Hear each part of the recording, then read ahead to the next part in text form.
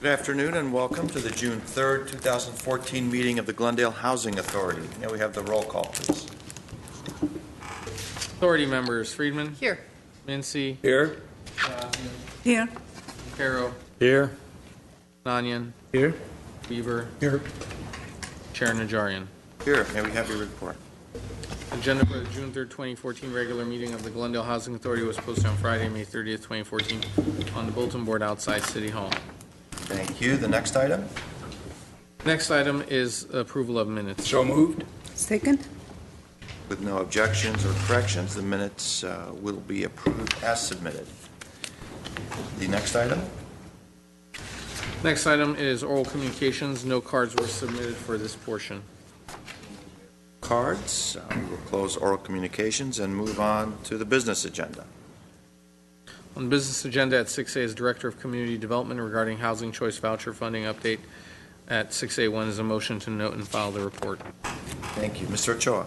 Yes, sir. Every now and again we get to share good news, particularly as it relates to the arena of affordable housing. And so I'll have our Deputy Director for Housing come up and provide you with some information as to how we will be able to make a very real, impactful difference for the good in the lives of 115 families here in town. Peter? PowerPoint, please. Yes, Mr. Chair, members of the authority, recently it was requested that an informational update be provided on the current status of funding for the Section 8 Rental Assistance Program. We're prepared to do that today. As you know, through previous year reports and updates, for about the last 5 years now, the Section 8 program has experienced a number of challenges on the federal level as it relates to budget funding allocations. And those allocations have had severe impact on the operations here in Glendale for the Section 8 program, both for the Housing Authority and those interested in applying for the Section 8 program. It's important to note that the funding challenges are not a result of management of the program by the Housing Authority. In fact, the Glendale Housing Authority for a very long time now has been designated as a high-performing agency as it relates to the operations of the Section 8 program, and we continue to expect that designation in the future years. What we've had is really a decline in funding for all housing authorities nationwide. That decline in funding has hit some housing authorities harder than others and harder than Glendale here. Unfortunately, we've seen the same decline in funding from HUD as it also relates to our home and CDBG programs as well. So it's not just specifically a decline in Section 8 funding, it's throughout all the HUD-funded programs at the federal level. Before we get into the details of the budget, just a reminder on a few things as it relates to our program. The Section 8 program in Glendale, there are really two operations that go on related to the Section 8 program. We have Glendale vouchers that we administer, and then with the Housing Authority has portables that it administers from other agencies. That's portable vouchers. And sometimes there's confusion on this by the community as to the difference between a Glendale voucher and a portable voucher. Glendale vouchers are issued strictly and controlled strictly to the Housing Authority, in this case Glendale. They're controlled by Glendale, and funding is received directly from HUD to the City of Glendale Housing Authority. Portables are vouchers that have been issued by other housing agencies, and those participants have elected to move out of that agency and locate into another agency that operates a housing program. That initial agency, the porting agency, needs to allow that applicant to move to the new agency, and they take that agency's voucher with them to the new agency. We administer these portables on behalf of the porting agencies, and as a result, we have to have some actions that take place. We front their housing assistance payments, and we wait for reimbursements. And then we also receive an admin fee for those portables, albeit at a reduced level. The porting agency gets to keep 20% of the admin fee earned on that portable voucher. We get 80%, whereas in our Glendale vouchers, our admin fee is earned at the 100% rate. As it stands as of the writing of the report, we have approximately 1,477 vouchers, Glendale vouchers, that are leased up and contracted, and we have 1,527 portables that are leased up and active in Glendale. We've said this before in the past. Glendale is unique, one of the few housing authorities in the country to have the situation where we have a portable program larger than and especially a program of this size. There might be a few housing agencies that might have 30 vouchers and 35 portables, but of this size, one of the few in the country that have a portable program that has outgrown its voucher program. And we bring that reminder up to HUD every opportunity that we have and the difficulties of operating a program like that and seeking relief. And just a reminder with regards to the number of vouchers that the city has been allocated, our Glendale vouchers, we have an authorizing budget authority of 1,592 vouchers. At no point in time could the Housing Authority initiate, lease up vouchers that exceed, Glendale vouchers that exceed 1,592. That is our maximum upper limit cap. Because of budget funding shortfalls in the last few years, we haven't come close to that maximum limit. So what's been happening is that with every year that we've had budget funding shortfalls, we've elected to not issue any new vouchers when they become available through a natural turnover that we call attrition through the program, in the hopes of driving down our voucher numbers and our costs that we can then equal our budget authorities for that particular year. So for the purposes of understanding the budget, and this graph appears in your staff report, we thought it'd be good to go back about 6 years in the budget history of the Section 8 program to give you an idea of what's transpired. We went back to 2009, and in 2009, as you can see in the chart, HUD authorized funding to the Housing Authority in the amount of $12 million. And that particular year, we had operating expenses for the program of $12.4 million. So in that year, we had approximately a $408,000 budget shortfall. That was addressed. There are two types of monies, pots of monies, that the Housing Authority gets to save as reserve funds via the Section 8 program. If there's any money left over from our housing assistance payments, we get to, in the past, we got to keep that money and roll it over in future years. If there's any savings that we have from our administrative operations, meaning if HUD were to pay us $100 per voucher a month and our costs were at $90 per voucher per month, we get to keep and bank that $10 per voucher per month in our reserves. So we have HAP reserves, housing assistance payment reserves, and admin reserves. We've had them over time. That was a year in 2009, HUD had decided to address that $408,000 budget shortfall by taking the difference from our HAP reserves. And that's how that shortfall was addressed. Then in 2010, we had an authorized budget from HUD of $12.6 million, and we closed the gap a little bit on our expenditures. We had a $12.7 million in expenditures. That approximate $120,000 shortfall was again made up by capturing funding from our HAP reserves by HUD. Then we go into 2011, in which we begin to see a much larger budget gap. We had a $12.5 million allocation from HUD in our budget authority. We had $13.6 million in expenses. And if you recall, that was the year we appeared before the Housing Authority, and we discussed that that upcoming budget shortfall we were going to have and how best to address it. The Housing Authority elected to address it through our reserve funds, both in the HAP reserves and in our administrative reserves, while leaving enough cushion in our administrative reserves to address some other issues. I mentioned earlier we front load our HAP assistance for the portable program. That front loading of money is not done through any city funds, general funds or anything like that. It's actually done through our admin reserve funds that then gets reimbursed to us back from the original porting agency.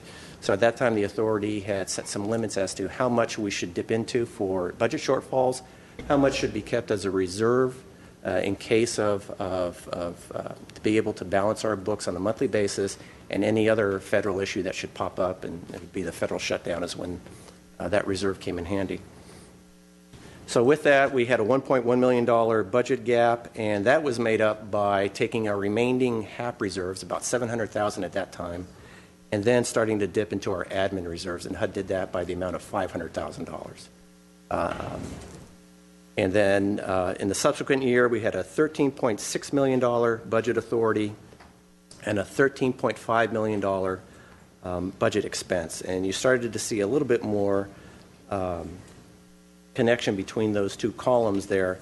We had a small surplus that was realized at the very end of the year of about $100,000.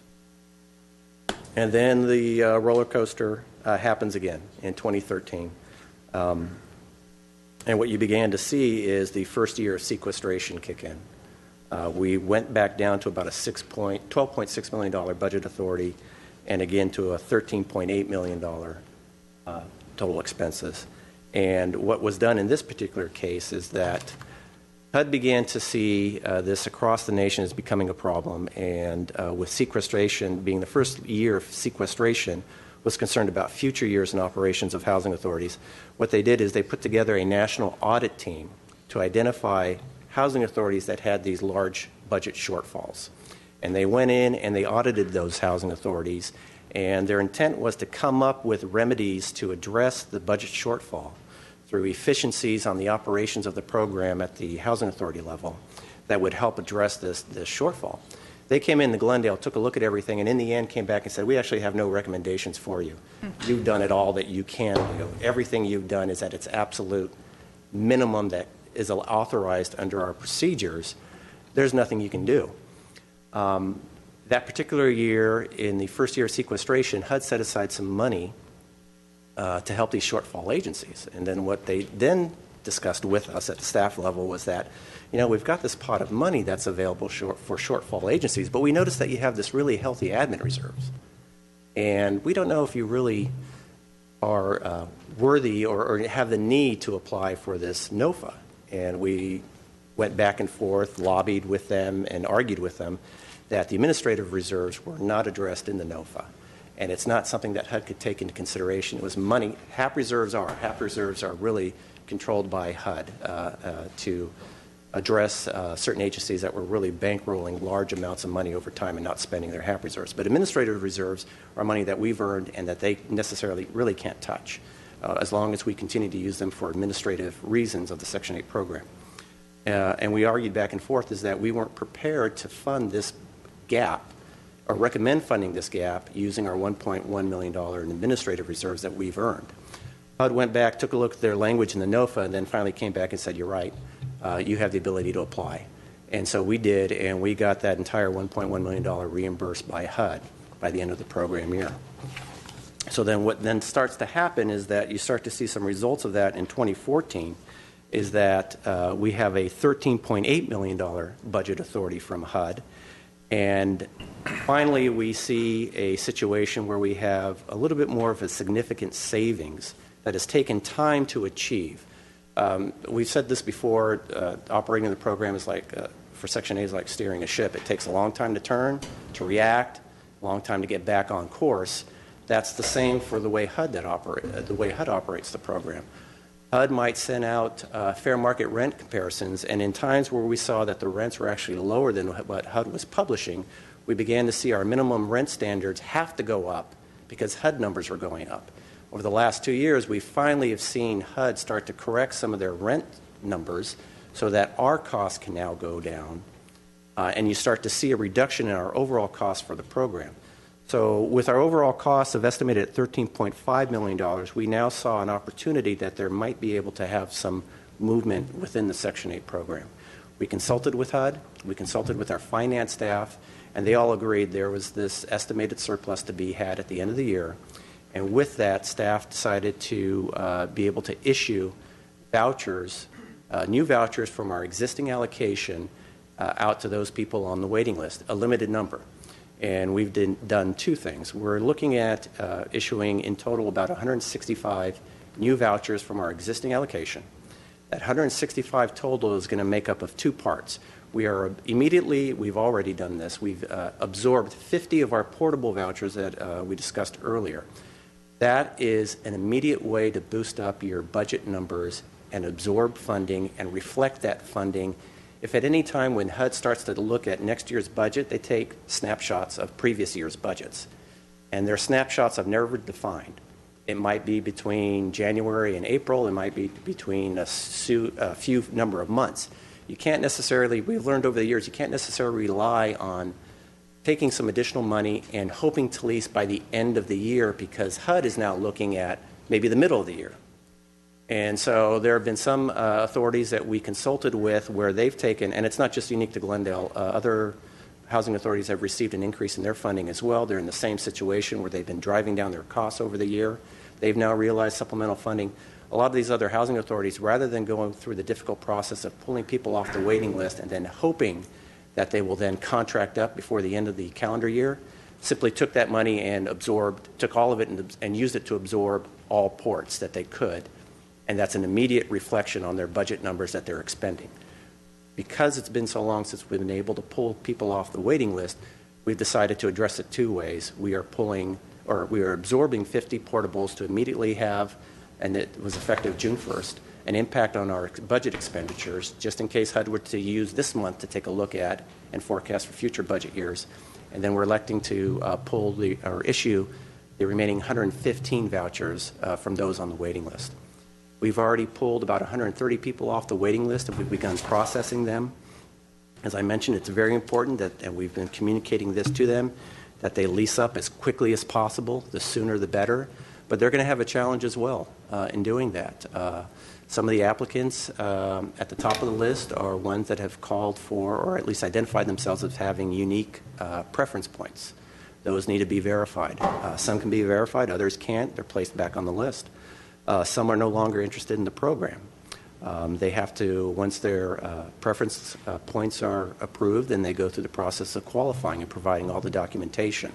Then that documentation, that file is given to Housing Authority, dispersed to housing advisors, who then meet with the clients, do further income documentation and orientation. Then vouchers are issued. They go out into the community and they try and identify a unit that then has to pass an inspection process. A contract has to be initiated between the tenant, the housing authority, and the landlord, and then that voucher is utilized and counted officially as against our expenditures. So as I said, we've pulled 130 about a month ago. We've got 2 applicants that have contracted up. Most likely they contracted in place where they were already living. They were probably very simple to qualify. Their preference points were simple to identify. We have 11 households that have been issued vouchers and are actually out there looking for a unit. We have 54 applications that have been assigned to housing advisors, and they are now working with clients. We have 19 that are ready to transition from preference point verification to housing advisors. About 15 that are with trying to verify their preference points. Again, 22 returned to the waiting list because they could not verify their preference points, and they were returned in the order that they should have been placed on the waiting list, and 7 that have canceled. So it's moving very quickly. We need to move quickly. We need to be able to spend this money as quickly as possible, but we also understand the need to be able to give those that have been waiting for a long time an opportunity to try and take advantage of this very small window. The news for the 2015 budget is not good. They've already, the Congress has already passed a budget bill that reflects a lower amount than the 2014 levels we were authorized. The Senate is talking about a budget bill that is higher than the 2014 authorized. We don't know where it will land. We might be back on this roller coaster of another year of budget funding shortfalls. We'll see. I would just close by saying, to the extent that we're moving very fast, it really is something that refers back to this Housing Authority Board. To the extent that we have very clear direction from the Housing Authority as to the priority of affordable housing, particularly the Section 8 program, it allows our staff to respond, not react, but to respond in a coordinated, cohesive way to take full advantage of this good timing. That's something that certainly is a credit back to the Housing Authority and as well to the staff that's executed this program. At this point, we'd be happy to answer any questions that Council and Authority Board members may have. I had one question on this great news, but in the next couple of years, we don't have the surplus. How does that affect the number of vouchers that we've now added? Well, we have about a 3.5 administrative reserve surplus. It would have to be some significant shortfalls over the next 2 to 3 years before we start to reach a level where we might have to consider other alternatives to lower our costs, and the most extreme alternative is termination from the program. It's hard to say. If it's 2 years worth of in excess of $1 million deficits, then we're going to get there much quicker. The trend has been, as I said, kind of like a roller coaster. An extreme of 1 million, then almost enough to be level, and then back up and down. Still great news. Yeah. I have a question. Ms. Prodigy? Okay. In case the portable voucher holder is moving out from the city, does the voucher goes back to the agency we got it from, No, or stays with Glendale? correct. So that's Oh. to say that we have, Yeah. we have 15, 27, majority of them are LA vouchers Yeah. active in Glendale. How many Glendale vouchers do we have that have ported out of Glendale? We have about 5 out of our portfolio. Yes. Thank you. Mr. Sun? Yes, great news. I've had to meet with individuals on Section 8 housing for the last 14 months, dozens and dozens of them, and the answer has always been, we're looking for funding. Finally, we're having to address calls and visits of people basically saying, hey, I've been contacted by Housing Authority, I'm being considered for, so it's excellent news. I mean, it is a huge quality of life improvement for those people who are going to benefit from these 115 vouchers. And good job to the Housing Department, to you and everyone that works with you in administering the Section 8 housing. Did have a question about the reserves. So 2 kinds of reserves, right? HAP reserves and administrative reserves. Correct. So now that we're going to have 115 additional vouchers plus 50 of the formerly portable are going to be our own, I'm assuming we're going to absorb new reserves, are we, as a result? So the 20% from the 50 portables that we otherwise would not be getting. Correct. There'll be a slight increase on the administrative side that we're now, for 50 vouchers, we're now collecting an additional 20%. Correct. True. Great. And the 115, I mean, in the past we've been able to accumulate these reserves because we've administered the program so well, right? Correct. It's just that the money that's come in has been more than our cost of administrating. So I'm assuming that the 115 new vouchers, I guess plus the 50 that are going to become our own, are going to also result, I'm hoping, this is maybe like hopeful thinking, but I'm hoping this is going to result in some new reserves also. Yes, we expect some bump in admin funding that will either address our admin costs or in excess of our admin costs then get deposited into the admin reserve. The scary thing, though, is that HUD is discussing whether or not they're going to lower our admin fees. Oh. In So the future. the fight for the Housing Authority and City Council to lobby Congress is it's a very real and pressing need. Luckily, our own Congressman Schiff has been a champion and has taken a great deal of what the authority and what the staff has given him and really fought very hard for it, up to including most recently. Wasn't there? Yeah, and I forgot to mention that. Thank you for bringing it up. During this whole entire last 5 years, as the city manager has said, Congressman Schiff has been very interested in the operations of the Section 8 program, trying to help us in areas where we found that HUD has been deficient in administering the program. One of those areas, as I said earlier, is that we've always tried to bring up the issue of the portable programs. At one point in time, we really lobbied the congressman to help us lobby HUD to allow us to take over those ports as Glendale vouchers. City of LA got involved and fought back, and HUD said no. They just wanted their 20%? They didn't want to lose their voucher number. I mean, that counts against their voucher number. So it would be as if those 5 of our vouchers that are in other agencies, those agencies calling back and saying, we're taking these away from you. We would argue we don't want to reduce our allocation of $15.92. We always want to keep that. You never know. That fifth, one of those 5 might finally be off the program. That voucher comes back here for use locally. So HUD fought on, or LA fought on those levels. So we came to a stalemate. Then we started to recently discuss with the congressman and his staff regarding the admin fee and how the admin fee is a reduced fee for doing the same amount of work that we do for our regular vouchers. And in this 2015 budget year, Congressman Schiff drafted an amendment with the help of his staff and Glendale housing staff that he introduced 2 weeks ago to the full committee.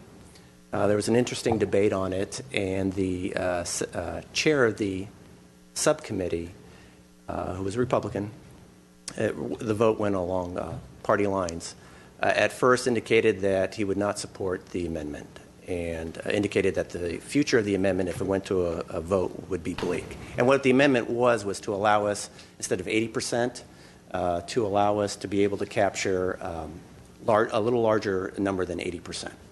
It would still be a win for the original porting agency. They'll still be generating something, and we'd be generating a little bit more. It was a win-win for both sides.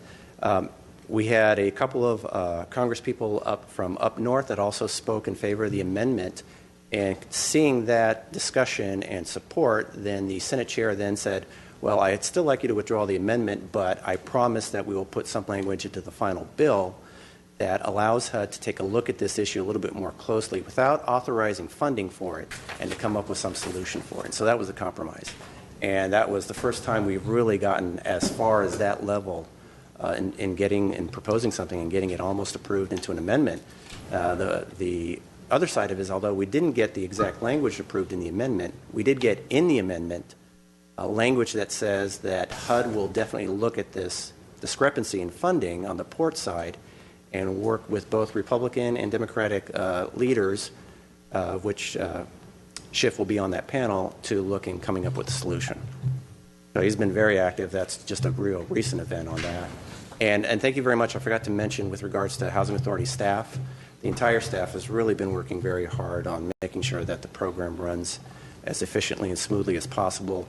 Everyone from the customer service reps to the housing advisors. The program is managed and supervised by both Joseph Rodarte and Cindy Williams over here who are present. It's a good program, and Glendale is well respected within the housing agencies that are out there. So a couple more questions. I mean, I don't think there's a study or anything like that to provide statistical information, but why is it that so many people want to take their portables, their Section 8 vouchers, and move to Glendale as opposed to the other way around? You know, we have 1,527 who came here and only 5 who've left. What is it about us? What is it about this city? Glendale is a great city to live in. That's it. I agree with you. I would say that is it. Considering that a lot of those, do we know where the majority of those ports are coming from? Is it from L.A. Housing A Authority? majority of those 1572, about 90% all come from the city of L.A. And that tells you something, that folks look over the fence at what happens in this community versus in their own. No disrespect to those folks in L.A., but to the extent that there's a quality of life here, a safety that's here, the schools that are here, the work that you do, it really makes an impact. I would say that the staff is a great staff to be in a program with as well. Right. And my last question, and you sort of indirectly already addressed this issue, is so we have 115 new vouchers and therefore 115 individuals or families that are being considered, but we've contacted 130 people. And I understand why that's done, and I want you to confirm it. Is because we want to move fast. We historically know that out of those 130, there are going to be ones that are simply not going to make it, right. not going to make the cut. And just recently I've been contacted by individuals who said, listen, 2 years ago I was contacted and told, hey, get ready, you're being considered for Section 8, and then it didn't happen. And it was a horrible emotional roller coaster. Mm-hmm. Am I going to experience the same thing now? Is this going to happen? I can't take it. I'm going to die. It's the end of the world. So my answer to them was that, listen, they need to administer this fast, and some people, it appears they have 5 points, but they don't have 5 points, for example. And that's so. Yeah, it's a risk of pulling too many. There is going to be turnover. As you say, not everyone is going to qualify. In the past, we've looked at pulling, if we're going to issue 100, we looked at pulling 1.5 times the amount of people and hope that we're going to be able to find 100 valid participants out of that 1.5. Sometimes we found them in a lower number, and so the remaining people that were pulled were then told, I'm sorry, those that were ahead of you took up all the vouchers that we had available, you're now going back on the list. It created hard feelings. We didn't want to go too far in pulling people from the list to create this exact thing that you're saying, this false hope. So we elected to do it at a lower number, 130 for the 115, and we're going to monitor it closely to determine on a weekly basis, do we pull any more off as people are maybe not qualifying. Great. And that's great credit to you and your staff for being so considerate, and 130 is far from being 1.5 or 115, so it's a safe number. hopefully not too many people are going to be in a situation where they have to, be happy and then be very sad. That's it. That's all I have, Mr. Major. Thank you. Ms. Freeman?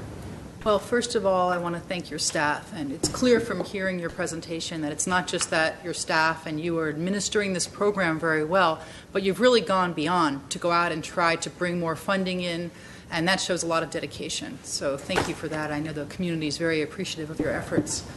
I have a question. It's a really quick question. Mm-hmm. Can people on Section 8 also be in affordable housing or affordable housing projects? They could. There are some of those in the industry that consider it double dipping. Well, I was going to say, it kind of seems like it's taking away Yeah. affordable housing from other people. to do that. Unfortunately, though, you get trumped by fair housing law in that you can't discriminate against someone for their source of income. And that's been the ruling that allows someone who happens to have Section 8 to also live in an affordable housing project. They still have to go through whatever lottery process is in place Right. for that particular project and be selected, but there's nothing you can do to prevent that. When you do the lottery, does that Section 8 count as income when they look at their affordability index? No, it does not. Their income is their income. The same income that we qualify them to determine our portion is what they're looked at for the project as well. Thank you. So let me just get this straight. It's good news for this year, but there's no guarantee that that extra $1.1 million is going to be sustainable for the outgoing years. That is correct. As you see, it's not the first year that we've received an increase. We received that quite a large increase, I believe. I can't see it from here, but I'll look at my chart here. We went from $12.5 million in budget authority in 2011 to 13.6. But it just so happened that our expenses were at the point where it didn't allow us to do anything. It was just a wash. And This particular year was our first increase. At the same time, we've had a significant decrease in our per voucher cost. And the 50 portables, we're fronting that money currently. We're hoping that the reimbursement will come through from the LA side at the end of the year. Isn't that how the portables work, you said? No, we the would be portables get absorbing. reimbursed to us on a monthly basis. On a monthly basis. Yes. So we've taken 50 portables off that side of the books, and we've converted them to 50 Glendale vouchers. We have converted them to Glendale vouchers.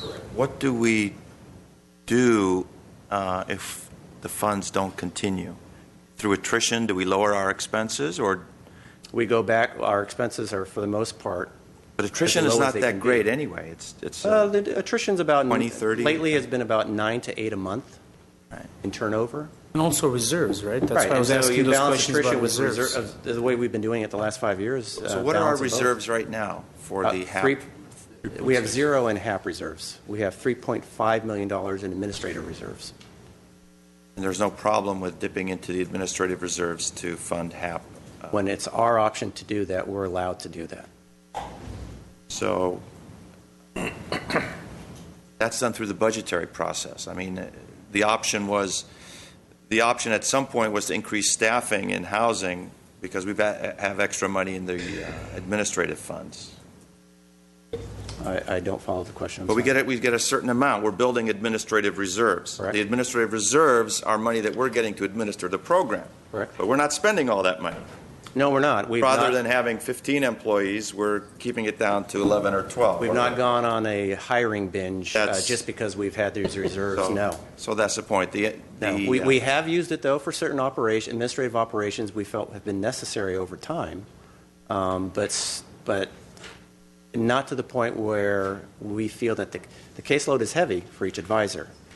And we might be getting to the point, if our ports continue to increase greatly, we might get to the point where we might need to add one more advisor to handle that caseload, and hopefully our future admin funding will equal those expenses, and if not, then we are looking at dipping into the admin reserves purely for an admin function.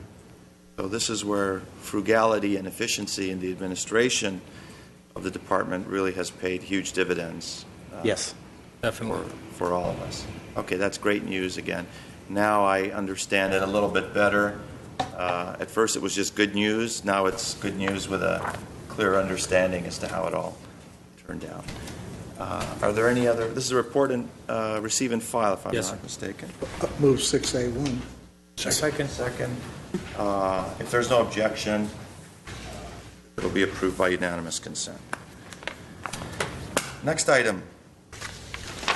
Mr. Chair, the next item is authority member and staff comments. Are there any comments? Go vote if Go you out haven't and vote. already. Yeah. Go vote, yeah.